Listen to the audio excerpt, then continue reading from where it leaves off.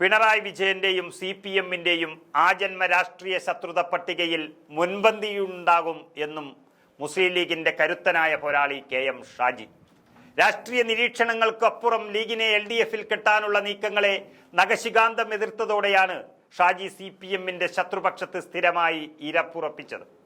KM Shaji അടക്കമുള്ള ചില നേതാക്കളില്ലായിരുന്നുവെങ്കിൽ പണ്ടേ ലീഗ് ഇടതുപക്ഷ കൂടാരത്തിൽ കയറുമായിരുന്നുവെന്ന് വിശ്വസിക്കുന്ന ചിലരെങ്കിലും ലീഗിന്റെ അകത്തും പുറത്തുമുണ്ട്.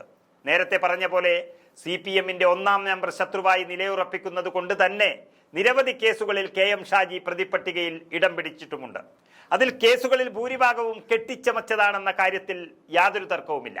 ഇക്കാര്യം തിരിച്ചറിഞ്ഞ കോടതി കള്ളക്കേസിന്റെ പേരിൽ LDF സർക്കാരിനെ പഞ്ഞിക്കിട്ടിരിക്കുകയാണ്. രാജ്യത്തെ പരമോന്നത നീതിപീഠമാണ് ഇക്കാര്യത്തിൽ വടിയെടുത്തിരിക്കുന്നത്.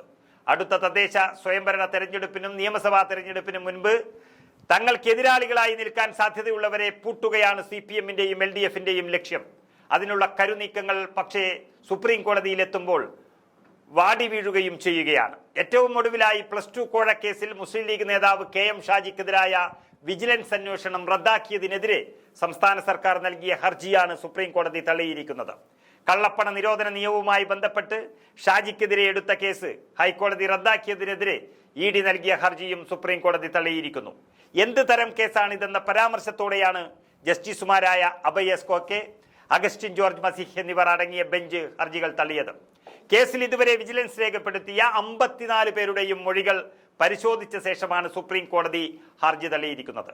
മൊഴി നൽകിയവരിൽ ഏതെങ്കിലും ഒരു വ്യക്തി ഷാജി പണം ആവശ്യപ്പെട്ടിട്ടുണ്ടോ എന്നും പണം വാങ്ങിയോ എന്നും മൊഴി നൽകിയിട്ടുണ്ടോ എന്നും സുപ്രീം കോടതി ചോദിച്ചിരിക്കുന്നു.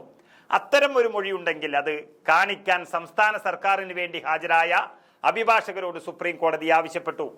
കേട്ടുകേൾവിയുടെ അടിസ്ഥാനത്തിൽ പണം ആവശ്യപ്പെട്ടു, പണം വാങ്ങി തുടങ്ങിയ മൊഴികളല്ല വേണ്ടതെന്നും കോടതി ചൂണ്ടിക്കാട്ടിയതോടെ സർക്കാർ കോടതിയിൽ നാണം കെട്ടു.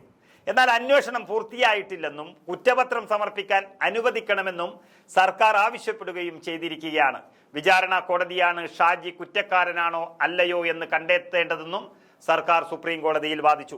എന്നാൽ ഈ ആവശ്യം അംഗീകരിച്ചാൽ ഏതൊരു രാഷ്ട്രീയക്കാരനെതിരെയും ബാലിശമായ കേസ് രജിസ്റ്റർ ചെയ്യാൻ സർക്കാരുകൾക്ക് അനുമതി നൽകുന്നതിന് തുല്യമാകുമെന്നും പറഞ്ഞ സുപ്രീം കോടതി അത്തരം നീക്കങ്ങളെ പ്രോത്സാഹിപ്പിക്കാൻ സാധിക്കുകയില്ലെന്നും പറഞ്ഞു വെക്കുന്നു.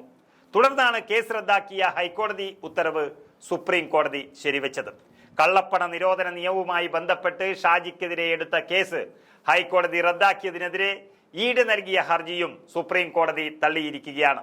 2014 അഴീക്കോട് സ്കൂളിലെ +2 ബാച്ച് അനുവദിക്കാൻ KM ഷാജി 25 ലക്ഷം രൂപ കോഴ വാങ്ങിയെന്ന പരാതിയിലാണ് വിജിലൻസ് കേസ് രജിസ്റ്റർ ചെയ്തത്. 2020 രജിസ്റ്റർ ചെയ്ത കേസ് നേരത്തെ കേരള ഹൈക്കോടതി റദ്ദാക്കിയിരുന്നു. ഇതിനെതിരെ സംസ്ഥാന സർക്കാരാണ് സുപ്രീം കോടതിയെ സമീപിച്ചത്. സംസ്ഥാന സർക്കാരിന് വേണ്ടി ഹാജരായ സീനിയർ അഭിഭാഷകൻ നീരജ് കിഷൻ കൗളും സ്റ്റാൻഡിംഗ് കൗൺസിൽ ഹർഷദ് V ഹമീദുമാണ് സുപ്രീം കോടതിയിൽ ഹാജരായത്. KM ഷാജിക്ക് വേണ്ടി സീനിയർ അഭിഭാഷകൻ നിഖിൽ ഗോയൽ, അതുപോലെ അഭിഭാഷകൻ ഹാരിസ് ബീരാൻ എന്നിവരും ഹാജരായി. വാദമുഖങ്ങൾ നിരത്തി. എന്തായാലും KM ഷാജിക്കായി തയ്യാറാക്കിയ വിലങ്ങും ജയിലും സ്വന്തം നേതാക്കന്മാർക്ക് തന്നെ നീക്കിവെക്കാനുള്ള ഒരു അവസരമായി CPM ഇതിനെ കണ്ടാൽ മതിയെന്നാണ് പറയാനുള്ളത്.